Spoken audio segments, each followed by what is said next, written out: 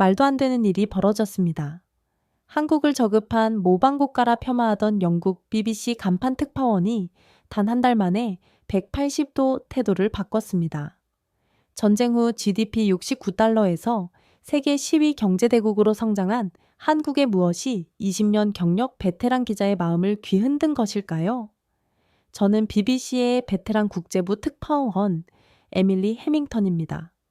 옥스포드 출신의 48세 언론인으로 20년 넘게 세계 각국의 분쟁 지역과 개발 도상국을 취재해 왔으며 영국인으로서의 자긍심이 강한 편이고 세계를 바라볼 때 서구 중심적 시각을 가지고 있다는 점은 스스로도 인정하는 부분이죠.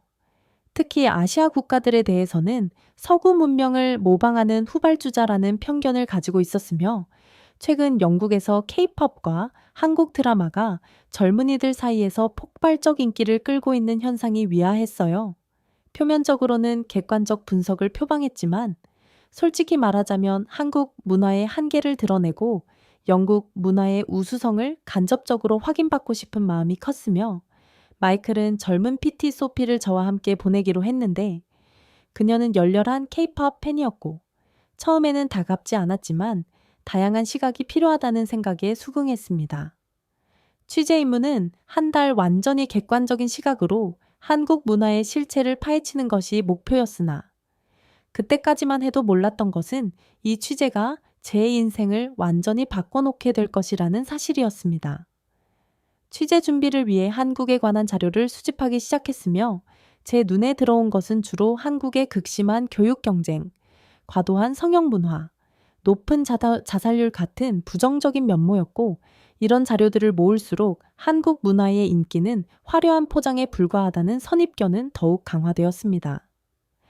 한류 영향력의 심각성은 알고 있었지만 그 깊이와 진정성에 대해서는 여전히 의구심이 있었으며 소피는 한국 드라마와 K-팝에 관한 방대한 자료를 건네며 열정적으로 설명했지만 저는 그저 과대평가라고 생각했습니다. 출발 전날 밤 딸 리즈가 제 짐을 싸는 것을 도와주며 엄마 한국에 가서 제대로 보고 와요. 정말 멋진 나라예요. BTS나 드라마만이 아니라 그들의 혁신, 정신, 문화적 깊이를 봐야 해요. 라고 말했고 이런 충고에 그저 웃음이 나왔으며 걱정 마 엄마는 전문가야 20년 넘게 세계를 취재해온 저널리스트라고 라고 대답했죠. 리즈는 고개를 저으며 그래서 더 걱정되는 거예요. 엄마의 그 전문가적 시각이요. 라고 대답했으나 당시에는 그 말의 의미를 깊이 생각하지 않았습니다. 비행기 탑승을 앞두고 소피와 마지막 취재 계획을 조율하면서 서울의 다양한 지역을 방문하고 한류의 근원지를 탐방하며 한국인들의 일상생활과 문화적 특성을 관찰하기로 했고 BBC 저널리스트로서의 사명감을 갖고 객관적이고 공정한 시각을 유지하겠다고 다짐했지만 내심으로는 한류의 허상을 폭로하게 될 것이라는 확신이 있었어요. 인천국제공항에 발을 내딛는 순간 저는 첫 번째 충격을 경험했는데 상상했던 것과는 완전히 다른 광경이 펼쳐졌기 때문이었죠. 아시아 공항에 약간의 혼잡함과 비효율성을 예상했지만 눈앞에 펼쳐진 것은 히드로 공항보다 더 넓고 깨끗하고 효율적으로 설계된 공간이었으며 높은 천장과 현대적인 건축 디자인, 그리고 질서정연하게 움직이는 사람들의 모습이 인상적이었습니다. 영국에서는 외국인들이 영어에 맞춰주길 바라는 경향이 있는데 이곳에서는 직원들이 먼저 다가와 다양한 언어로 소통하려 노력하는 모습이 달랐으며 입국 심사대에 도착했을 때 제가 BBC 취재진이라는 사실이 알려지자 심사관은 영어로 친절하게 대화를 이어갔고 BBC 다큐멘터리로 영어를 배웠습니다. 한국에서 좋은 취재 되시길 바랍니다. 라며 인사했어요. 그의 유창한 영어와 친절한 태도에 잠시 감동했지만 곧 공항은 국가의 얼굴이니까 당연히 친절하게 대하는 걸 거야 라고 생각했고 실제 한국 사회는 어떨지 직접 확인해 봐야겠다는 생각이 들었으며 공항에서 서울 시내로 향하는 공항철도를 탔습니다. 표를 구매하는 과정도 놀라웠는데 모든 것이 자동화되어 있었고 다국어 지원이 완벽했으며 영국 런던의 지하철 티켓 구매 시스템과 비교하니 확실히 더 직관적이고 사용자 친화적이었어요. 플랫폼에서 기차를 기다리는 동안 정확히 몇 분 몇 초 후에 열차가 도착한다는 전광판이 눈에 들어왔고, 과연 그렇게 정확할까? 라고 의심했지만, 놀랍게도 전광판에 표시된 정확한 시간에 열차가 도착했는데, 영국에서는 기차 지연이 흔한 일인데 이런 정확성이 인상적이었습니다. 공항철도 안으로 들어서자 깨끗한 내부와 조용히 각자의 일에 집중하는 승객들이 눈에 띄었으며, 대부분의 사람들은 스마트폰을 보거나 조용히 책을 읽고 있었고, 특히 인상적이었던 것은 노약자석에 앉아있던 젊은이가 노인이 탑승하자 즉시 자리를 양보하는 모습이었는데, 그것도 아무 말 없이 자연스럽게 이루어져 런던에서는 좀처럼 보기 어려운 광경이었습니다. 창밖으로 보이는 풍경도 예상과 달랐는데, 산업화된 도시 외곽의 모습을 상상했으나 깔끔하게 정돈된 아파트 단지와 녹지 공간이 조화롭게 펼쳐져 있었고, 특히 눈에 띈 것은 자전거 도로와 공공원이 잘 조성되어 있다는 점이었으며 친환경 도시 계획이 돋보였습니다.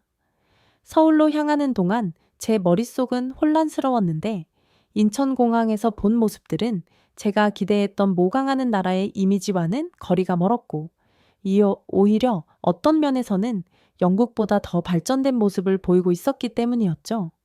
호텔에 체크인한 후 첫 취재지인 강남으로 향했고, 강남 스타일로 세계적 인기를 끌었던 그 강남이 실제로는 어떤 모습일지 궁금했습니다. 지하철을 타고 강남역에 도착했을 때 또 한 번 놀라게 되었습니다. 깨끗하고 질서정연한 지하철 시스템과 모든 역에 설치된 스크린 도어가 눈에 띄었는데, 런던 지하철에서는 아직도 일부 노선에만 스크린 도어가 설치되어 있는 것과 대조적이었죠. 강남 거리로 나오자 눈부신 현대식 건물들과 세련된 사람들의 모습이 눈에 들어왔고, 특히 눈길을 끈 것은 거리를 지나다니는 사람들의 패션 감각이었죠. 누구 하나 허투루 차려입은 사람이 없었으며, 마치 모두가 패션 모델처럼 완벽하게 스타일링 되어 있었어요. 소피가 가리킨 반향에는 수많은 성형외과 간판이 보였고, 저는 즉시 수첩을 꺼내 강남 외모지상주의의 메카 아름다움을 향한 집착이 만들어낸 성형산업 중심지라고 메모했는데, 이건 제가 기대했던 모습이었고, 한국 문화의 표면적인 아름다움 뒤에 숨겨진 그림자를 보여줄 수 있는 소재라고 생각했습니다. 강남에서의 취재를 마친 후 홍대 지역으로 이동했고, 홍익대학교 주변의 이 지역은 젊은이들의 문화 중심지라고 들었으며, 거리마다 독특한 카페, 소규모 갤러리, 라이브 클럽들이 있었고, 길거리 공연을 하는 젊은이들도 볼 수 있었습니다. 런던의 브릭레인이나 캠든타운과 비슷한 느낌이었지만 또 다른 에너지가 느껴졌으며, 한 작은 디자인 스튜디오에 들어가 젊은 한국 디자이너들을 만나보기로 했어요. 스튜디오 대표인 박준호는 저희를 반갑게 맞아주었고, 저희는 한국 전통 문양과 현대 디자인의 융합을 시도하고 있어요. 글로벌 트렌드를 따르면서도 우리만의 정체성을 담는 것이 중요하다고 생각합니다. 라고 소개했습니다. 그의 작업실에는 영국의 폴 스미스, 일본의 이세이 미야케와 협업한 프로젝트 사진들이 걸려 있었고, 저는 놀라움을 감추지 못했으며 박준호는 설명을 이어갔어요. 영국 디자인에서 많은 영감을 받았습니다. 특히 전통과 현대를 조화시키는 방식에서요. 하지만 저희는 단순히 따라하지 않고 한국적 정서를 더해 새로운 것을 창조하려고 노력해요. 라고 말했습니다. 그의 말에 생각이 복잡해졌는데, 영국 디자인에서 영감을 받았다는 점에서 일종의 자부심을 느꼈지만, 동시에 그들이 단순히 모방하는 것이 아니라 창의적으로 재해석하고 있다는 사실도 인정할 수밖에 없었고, 이것은 제가 처음 가졌던 한국은 서구 문화의 모방자라는 시각과 충돌했어요. 박준호의 작품들을 살펴보며 한국 디자이너들의 섬세한 감각과 혁신적인 접근법에 감탄하게 되었고, 영국에서는 전통을 지키는 데 중점을 두는 반면 한국은 전통을 현대적으로 재해석하는데 더 유연한 접근법을 취하고 있다는 점이 흥미로웠습니다. 홍대에서의 취재를 마친 후 종로의 한 전통 찻집을 방문했는데, 수백 년 된 한옥을 개조한 공간이었고, 영국의 애프터눈티와는 전혀 다른 차 문화를 경험할 수 있었습니다. 차를 내리는 과정 자체가 하나의 의식처럼 느껴졌고 맛과 향도 영국 차와는 완전히 달랐으며 차 마스터 이유나는 한국 차 문화에 대해 설명해 주었어요. 차는 단순한 음료가 아니라 마음을 다스리는 도구입니다. 자연과 조화를 이루며 자신을 성찰하는 시간이죠 라고 말했고 그녀의 말은 깊은 울림이 있었습니다. 영국의 차 문화가 사교와 예의를 중시한다면 한국의 차 문화는 명상과 자연과의 조화에 중점을 두는 것 같았으며 이유나는 이어서 저는 영국의 차 문화도 존경해요. 각자 다른 방식으로 차를 소중히 여기는 것이 흥미롭습니다 라고 말했고 그녀의 말에 고개를 끄덕였습니다.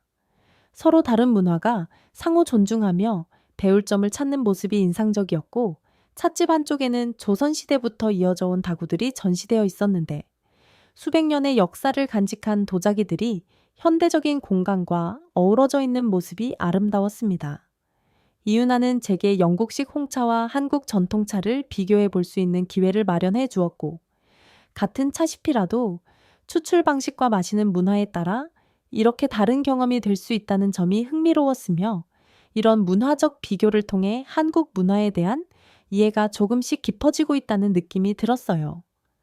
취재 사흘째 되는 날, 서울의 일반 시민들의 일상을 취재하기 위해 서울 북동쪽의 한 주택가를 방문했고 여의도나 강남과는 다름보다 서민적인 지역의 모습을 보고 싶었습니다.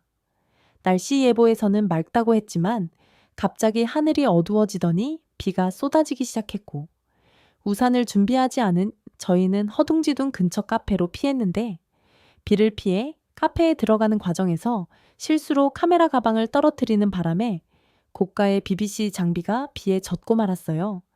당황한 마음에 카메라를 확인하는데 다행히 외부만 젖고 내부 기기는 무사한 것 같았고 카페 직원이 다가와 물티슈를 건네주었습니다. 괜찮으세요? 장비가 고장났나요?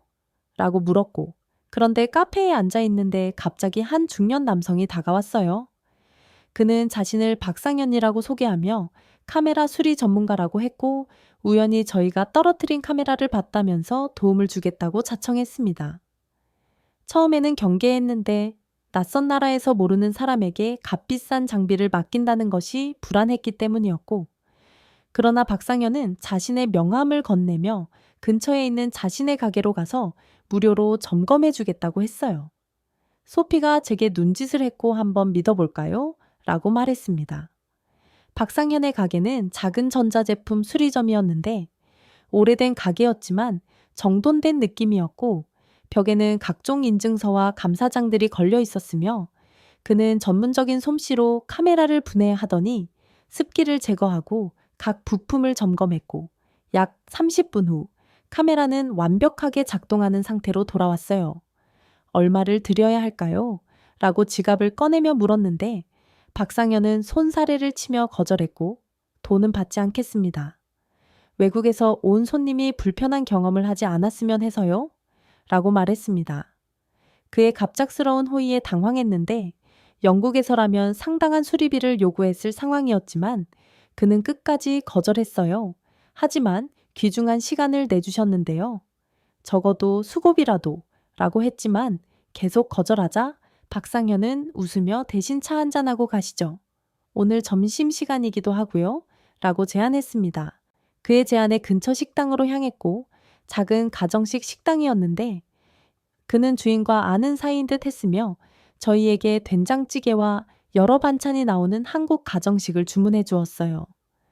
처음 먹어보는 한국 가정식이었지만 놀랍게도 입맛에 잘 맞았고 특히 된장찌개의 깊은 맛이 인상적이었습니다. 식사를 하며 박상현과 대화를 나눴고 그는 30년 넘게 전자제품 수리를 해왔다고 했으며 요즘은 고치는 것보다 새로 사는 게 트렌드지만 저는 여전히 수리의 가치를 믿습니다. 물건에는 이야기가 있고 그 이야기를 이어가는 것이 중요하다고 생각해요. 라고 말했습니다.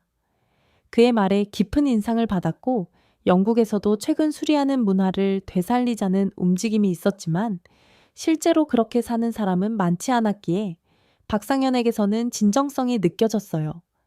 대화를 이어가던 중 그가 우연히 제 이름을 듣고 놀란 표정을 지었고 혹시 해밍턴이라는 성이 스코틀랜드 출신인가요?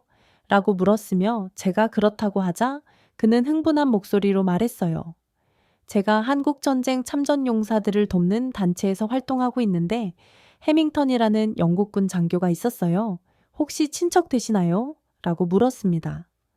할아버지와의 연결고리를 발견한 후 저는 한국의 주거 문화에 대해 더 알아보고 싶어졌고 박상현의 도움으로 서울의 전형적인 아파트 단지와 주택가를 방문할 기회를 얻었습니다. 한국의 아파트 문화는 영국의 주거 형태와는 상당히 달랐는데 영국에서는 개인주택을 선호하는 반면 한국에서는 고층 아파트가 주류를 이루고 있었고 특히 놀라웠던 것은 아파트 단지의 규모와 커뮤니티 시설이었어요.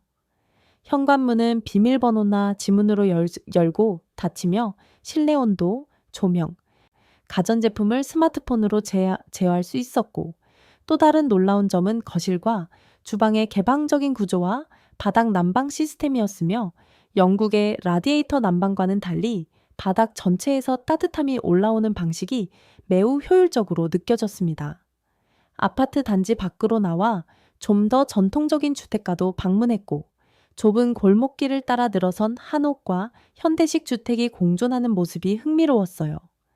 특히 한옥은 목재와 돌, 흙 등 자연 소재로 지어진 전통 가옥으로 계절에 따라 통풍과 보온이 자연스럽게 이루어지도록 설계되어 있었으며 이런 친환경적이고 지속 가능한 건축 철학에 감탄했습니다.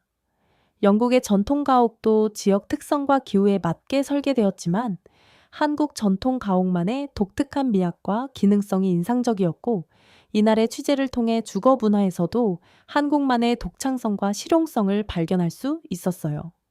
한국 주거 문화 탐방을 마친 후 저는 한국의 음식 문화에 대해 깊이 알아보기로 했고 박상현이 소개해준 전통시장을 방문했는데 광장시장은 100년이 넘는 역사를 가진 서울의 대표적인 전통시장으로 다양한 먹거리와 식재료가 즐비했으며 영국의 버로우 마켓과는 또 다른 활기찬 느낌이었어요. 시장 안을 걸으며 처음 보는 식재료들을 관찰했는데 특히 발효식품의 다양성이 눈에 띄었고 영국 음식에서는 찾아보기 힘든 김치, 된장, 고추장 같은 발효식품들이 한국 식문화의 근간을 이루고 있었으며 우리 음식은 발효를 통해 맛과 영양이 모두 살아납니다. 라는 한 상인의 설명에 고개를 끄덕였어요. 저녁으로 맛본 빈대떡은 바삭함과 부드러움이 공존하는 놀라운 맛이었고 한국 음식에서 가장 인상적이었던 것은 균형감이었는데 밥과 여러 반찬, 국으로 구성된 식단은 영국의 단일 요리와는 달리 다양한 맛과 영양소를 한 번에 경험할 수 있게 해주었습니다. 또한 함께 음식을 나누는 공동체적 식문화가 영국의 개인적 식사 방식과 대비되었으며 시장 탐방 후 방문한 요리학교에서 한식 연구가는 우리는 약식 동원의 철학을 따릅니다. 음식은 곧 약이라는 뜻이죠. 라고 설명했어요.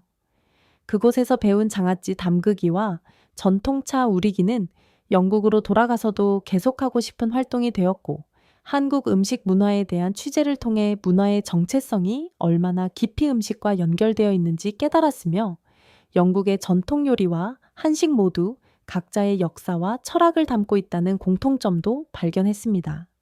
이런 문화적 이해는 단순한 맛의 경험을 넘어 한 나라의 정신을 이해하는 창문이 되었고 음식을 통해 한국인들의 지혜와 가치관을 엿볼 수 있었어요. 한국의 교육 시스템을 직접 보기 위해 서울의 한 고등학교와 서울대학교를 방문했는데 고등학교에 들어서자마자 학생들의 집중도에 놀라지 않을 수 없었고 오전 8시부터 밤 10시까지 이어지는 긴 학습 시간은 영국 학교와 비교했을 때 가장 큰 차이점이었으며 한 교실에서 만난 학생은 주말에도 학원에 가요. 경쟁이 너무 치열하거든요. 라고 말했습니다. 교육학과 김성준 교수는 한국 교육의 역사적 맥락을 설명해 주었는데 1950년대 전쟁 후 문맹률이 78%였던 나라가 세계 최고의 교육 성취도를 보이게 되었어요. 자원 없는 나라에서 인적적 자가원 개발이 유일한 길이었기 때문입니다. 라고 했죠. 영국 교육이 개인의 적성과 다양성을 중시한다면 한국은 기초 역량의 균등한 발전에 초점을 맞추는 접근법이 인상적이었고 수업을 참관하면서 국어, 영어, 수학 같은 주요 과목에 대한 집중도가 높은 반면 창의적 활동은 상대적으로 적다는 점이 눈에 띄었어요. 그러나 최근에는 변화의 바람이 불고 있었는데 한 교사는 이제는 단순 암기가 아닌 비판적 사고와 창의성을 키우는 방향으로 변화하고 있습니다. 라고 말했고, 고등학생들과의 대화에서 그들의 꿈과 열망을 들을 수 있었으며, 대부분 명문대 진학을 목표로 하고 있었지만 요즘 젊은 세대는 자신의 행복과 적성을 더 중요시하는 추세라고 했습니다. 서울대학교 캠퍼스는 넓고 현대적이었으며 최첨단 연구시설과 열람실이 24시간 운영되는 것을 보며 교육에 대한 투자와 열정을 실감했습니다. 교육 시스템 취재의 의원, 한국의 경제 구조를 더 깊이 이해하기 위해 판교 테크노베리를 방문했는데 이곳은 한국의 실리콘밸리라 불리는 스타트업과 IT 기업의 중심지로 수많은 혁신 기업들이 모여 있었고 영국의 테크시티나 캠브리지 사이언스 파크와 비교해도 손색 없는 규모와 활기찬 분위기가 인상적이었습니다. 특히 놀라웠던 것은 한국 정부의 스타트업 지원 정책의 적극성이었는데 신생기업에 대한 세금 혜택, 창업 공간 제공, 투자 연계 등 다양한 지원 프로그램이 있었고 이는 영국의 스타트업 지원 정책보다 더 체계적이고 포괄적으로 느껴졌어요.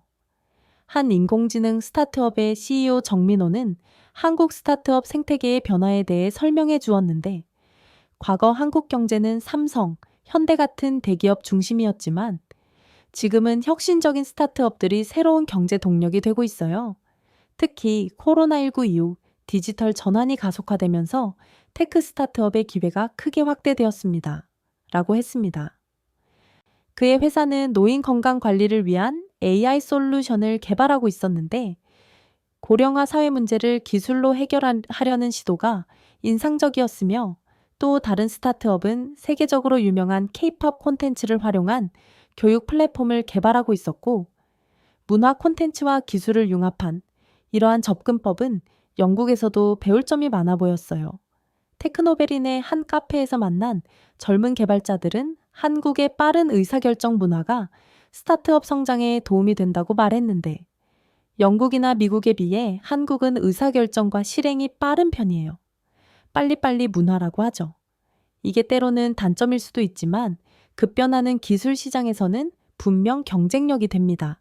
라고 설명했습니다. 할아버지의 흔적을 더 찾기 위해 한국전쟁 참전용사 기념관을 방문했는데 박상현이 먼저 연락해둔 덕분에 기념관 관장인 이정훈이 저를 직접 맞아주었고 기념관에 들어서자 자유를 위해 목숨을 바친 유엔군에게 감사드립니다. 라는 문구가 여러 언어로 쓰여 있었으며 그 중에는 물론 영어도 있었고 갑자기 가슴이 뭉클해졌습니다. 제 할아버지도 그 자유를 위해 싸운 군인들 중 한 명이었을 것이라고 생각하니 감회가 남달랐고 기념관 내부에는 한국 전쟁의 전개 과정, 참전국들의 기여, 그리고 전쟁의 참상을 보여주는 다양한 전시물들이 있었으며 특히 영국을 포함한 연합군의 활약상을 다룬 섹션에서 오랜 시간을 보냈어요.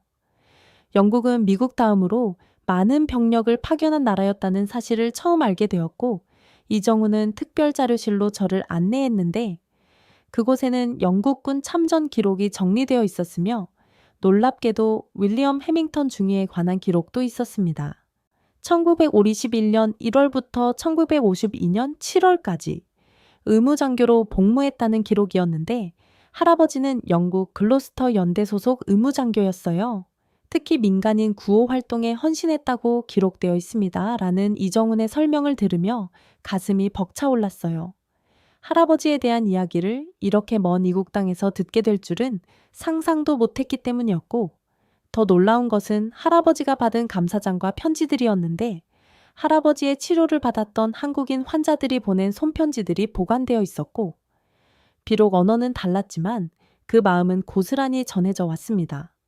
한국전쟁 기념관 방문 후 한국 사회의 또 다른 측면을 이해하기 위해 지역 커뮤니티 활동과 시민 참여 문화를 취재했는데 특히 위기 상황에서 발휘되는 한국인들의 공동체 정신에 관심이 있었으며 2019년 강원도 산불과 2020년 코로나19 대응 사례를 통해 한국 사회의 위기 대응 방식을 살펴봤습니다. 시민단체 활동가 이지혜는 한국은 위기 상황에서 시민들의 자발적 참여와 협력이 매우 강한 편이에요. 재난 현장에 자원봉사자가 넘쳐나고 기부 문화도 활발합니다라고 설명했고, 실제로 코로나 초기 마스크 품귀 현상이 있었을 때 한국인들은 자발적으로 마스크 양보 운동을 펼쳤으며 취약계층을 위해 자신의 마스크를 나누는 문화가 형성되었다고 했어요. 이는 영국에서 발생했던 사재기 현상과는 대조적이었는데, 한 지역 커뮤니티 센터를 방문했더니 그곳에서는 다양한 연령층의 주민들이 함께 모여 지역 문제를 논의하고 해결책을 모색하고 있었고, 특히 노인과 젊은 세대가 함께 참여하는 프로그램이 인상적이었습니다. 센터장 김미라는 우리는 품앗이 정신을 현대적으로 계승하고 있어요. 품앗이란 농경사회에서 이웃끼리 노동력을 서로 돕던 전통인데, 이제는 지식, 재능, 경험을 나누는 방식으로 발전했죠. 라고 말했어요. 영국에서도 커뮤니티 활동이 활발하지만 한국의 공동체 활동은 더 긴밀하고 체계적으로 느껴졌으며, 특히 온라인과 오프라인을 넘나드는 연결성이 강했고, 한국인들은 각종 메신저와 커뮤니티 앱을 통해 실시간으로 정보를 공유하고 이웃과 소통했습니다. 취재의 마지막 부분으로 한류의 핵심인 엔터테인먼트 산업을 들여다보기로 했는데, K-팝 기획사와 드라마 제작사를 방문해 한류 콘텐츠가 어떻게 만들어지는지 직접 살펴봤고, 중소 엔터테인먼트 기획사를 방문했더니 연습생들의 치열한 훈련 과정을 목격할 수 있었으며, 영국의 오디션 프로그램과는 달리 한국의 아이돌은 데뷔 전 평균 3에서 7년의 훈련 기간을 거친다는 사실이 놀라웠습니다. 춤, 노래, 연기, 외국어까지 종합적인 교육을 받는 모습이 인상적이었고, 강도 높은 트레이닝 시스템은 영국의 예술 교육과는 확연히 달랐으며, 기획사 대표 박재현은 그의 말에 따르면 드라마 제작사도 방문했는데, 그곳에서는 한국 드라마의 제작 과정과 해외 진출 전략에 대해 들을 수 있었고, 특히 눈에 띈 것은 스토리텔링의 보편성과 한국적 정서의 조화였으며, 제작 PT 김선영은 한국 드라마는 가족, 사랑, 우정 같은 보편적 가치를 다루지만 한국 특유의 정서와 미학을 담아내려고 노력합니다. 이 독특한 조합이 전 세계 시청자들의 공감을 얻는 것 같아요. 라고 말했어요. 취재의 마지막 날, 기념관에서 만난 이정훈이 특별한 자리를 마련해 주었는데, 바로 할아버지에게 치료받았던 한국인 김영호와 그의 가족을 만나는 자리였고, 80대 노인인 김영호 어르신은 할아버지가 5살이던 자신을 치료해 주었다고 했으며, 당신 할아버지는 마치 천사 같았습니다. 전쟁 중에도 항상 미소를 잃지 않으셨고 아이들에게 초콜릿을 나눠주셨죠. 그분 덕분에 저는 영국과 영국인들에게 평생 감사하는 마음을 가지게 되었습니다. 라고 말했습니다. 김영호 어르신의 집에는 윌리엄 해밍턴 중위와 함께 찍은 흑백 사진이 소중히 보관되어 있었는데, 5살 김영호 어르신이 할아버지의 무릎에 앉아있는 모습이었고, 그 사진을 보는 순간 역사가 얼마나 살아있는 것인지, 그리고 인간관계가 얼마나 세대를 넘어 이어질 수 있는지를 실감했어요. 김영호 어르신은 저에게 할아버지의 친절함과 헌신에 대한 이야기를 들려주었는데, 심한 폐렴으로 죽을 위기에 있던 자신을 할아버지가 어떻게 구해주었는지, 약이 부족한 상황에서도 온갖 방법을 동원해 치료해 주었다고 했으며, 당신 할아버지는 약이 없을 때 자신의 식량 배급을 팔아서 암시장에서 약을 구해 오기도 하셨어요. 정말 헌신적인 분이셨죠? 라는 말을 들으며 제 눈에 눈물이 고였습니다. 김영호 어르신의 가족들도 함께 자리에 저를 반갑게 맞아주었고, 손녀인 민지는 영어 교사로 일하고 있었으며, 할아버지 덕분에 우리 가족은 영국에 특별한 애정을 갖게 되었어요. 저도 그래서 영어를 가르치는 일을 선택했죠. 라고 말했습니다. 영국으로 돌아가기 전날 호텔방에서 한 달간의 취재를 정리하며 BBC 본사에 전화를 걸었는데, 마이클과 통화하며 다큐멘터리 방향을 바꾸고 싶다고 말했고, 처음 의도했던 한류의 허상이 아니라 한국의 진정한 힘에 초점을 맞추고 싶습니다. 이곳에서 본 것들은 단순한 유행이나 모방이 아닌 깊은 역사적 맥락과 독창적인 비전에서 비롯된 것이었어요. 라고 설명했으며 마이클은 잠시 침묵했다가 말했습니다. 에밀리 네가 마음을 바꿀 거라고 예상은 했지만 이렇게 확신에 찬 목소리로 말할 줄은 몰랐어. 그래? 네가 본 진실을 있는 그대로 전하는 게 우리 BBC의 가치니까 새로운 방향을 전적으로 지지함마 라고 대답했어요. 통화를 마치고 창밖으로 서울의 야경을 바라보며 한 달 전 이곳에 도착했을 때의 제 마음가짐을 떠올렸는데 얼마나 많은 선입견을 가지고 있었는지, 그리고 그것들이 어떻게 하나씩 무너졌는지 생각했습니다. 한국은 단순히 서구 문화를 모방하는 나라가 아니라 자신들만의 독특한 가치와 비전을 가진 창의적인 국가였고, 한국 문화의 힘은 전통과 현대를 조화시키는 능력 빠르게 적응하고 혁신하는 유연성, 그리고 인간적인 정서와 첨단 기술을 결합하는 독특한 접근법에 있었으며, 이런 측면들을 새로운 다큐멘터리에 담아내고 싶었습니다. 또한 한국과 영국의 역사적 연결고리, 특히 한국전쟁에서의 영국군의 역할과 그것이 오늘날까지 이어지는 양국 관계의 기반이 된 이야기도 중요하게 다루기로 했고, 할아버지의 이야기는 이 역사적 맥락을 개인적인 차원에서 조명할 수 있는 좋은 소재였어요. 영국으로 돌아온 저는 바로 다큐멘터리 제작에 착수했는데 소피의 도움이 제작 과정에서 컸습니다. 그녀는 젊은 세대의 시각을 반영하여 K-팝과 한국 드라마에 대한 깊이 있는 분석을 더했고, 결과적으로 다양한 연령층이 공감할 수 있는 콘텐츠가 되었어요. 방송 전날 마이클이 시사회 후 의견을 전해주었는데, 에밀리, 솔직히 말하면 처음에는 네가 한국에 대해 너무 호의적인 시각만 보여주는 것 아닌가 걱정했어. 하지만 다큐멘터리를 보니 그들의 성공 뒤에 있는 도전과 노력, 그리고 아직 해결해야 할 문제들까지 균형 있게 다루고 있더군. BBC 저널리즘의 가치를 잘 지켜냈어. 라고 말했습니다. 그의 말에 안도했는데 제가 가장 두려웠던 것은 객관성을 잃고 한쪽으로 치우친 보도를 하는 것이었기 때문이었고, 다행히 균형을 유지하면서도 진정성 있는 이야기를 전달할 수 있었던 것 같았으며, 특히 공을 들인 부분은 한국의 역사적 맥락을 설명하는 부분이었어요. 단순히 지금의 화려한 모습이 아니라 전쟁의 폐허에서 일어나 오늘날의 모습에 이르기까지의 여정을 담고자 했고, 이 과정에서 한국인들의 회복력과 인내, 그리고 비전이 얼마나 중요했는지를 보여주고 싶었습니다. 다큐멘터리는 BBC1의 프라임타임에 반영되었고, 시청률은 예상을 훨씬 뛰어넘었으며, 특히 젊은 시청자들의 반응이 뜨거웠는데 SNS에서는 한국에 대한 관심과 토론이 폭발적으로 증가했습니다. 방송 다음 날 저는 BBC 아침 뉴스 프로그램에 출연해 제작 비하인드 스토리를 공유했는데, 진행자가 라고 물었고 저는 솔직하게 답했어요. 제가 가장 놀랐던 것은 제 자신의 편견이었습니다. 저는 한국 문화를 단순히 서구 문화의 모방이라고 생각했어요.